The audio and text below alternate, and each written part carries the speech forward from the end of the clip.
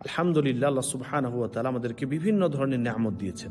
সে সমস্ত নিয়ামতের প্রথমত শুকরিয়া আদায় করতে হবে, দ্বিতীয়ত সে সমস্ত নিয়ামতগুলির সঠিক ব্যবহার করতে হবে। আপনি যদি শুকরিয়া আদায় না করেন তাহলে নাশুকরা বান্দা হয়ে যাবেন, আর যদি সঠিক ব্যবহার না করেন তাহলে ক্ষতিগ্রস্ত হবেন।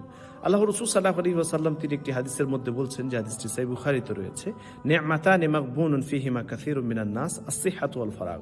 অধিকাংশ মানুষ দুটি নিয়ামত পাওয়ার পরও ক্ষতিগ্রস্ত, মানে সেগুলোর সঠিক ব্যবহার করে না। প্রথম হচ্ছে সুস্থতা, দ্বিতীয় হচ্ছে অবসর সময়।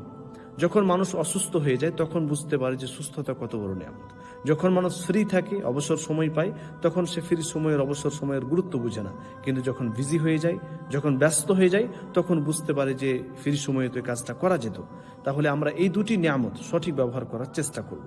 বিশেষ করে সুস্থতা, বিশেষ করে যখন আপনি সুস্থ তখন বিভিন্ন ধরনের কাজ করতে পারবেন। বিশেষ করে দুনিয়াবী কাজের পাশাপাশি দিনী কাজ আপনি বেশি বেশি করে করতে পারবেন। বেশি বেশি করে আপনি সালাত আদায় করতে পারবেন। বেশি লম্বা সময় ধরে আপনি সেজদা করতে পারবেন, কিয়াম করতে পারবেন, তাহাজ্জুদের সালাত আদায় করতে পারবেন, দোয়া করতে পারবেন। বিভিন্ন আপনি কাজ করতে পারবেন যখন আপনি সুস্থ। কিন্তু যখন অসুস্থ হয়ে যাবেন তখন কিন্তু পারবেন না। ফলে আমরা এই দুটি নিয়ামতের সঠিক ব্যবহার করার চেষ্টা করব। আল্লাহ তাআলা আমাদের সকলকে তৌফিক দান করুন। আমিন।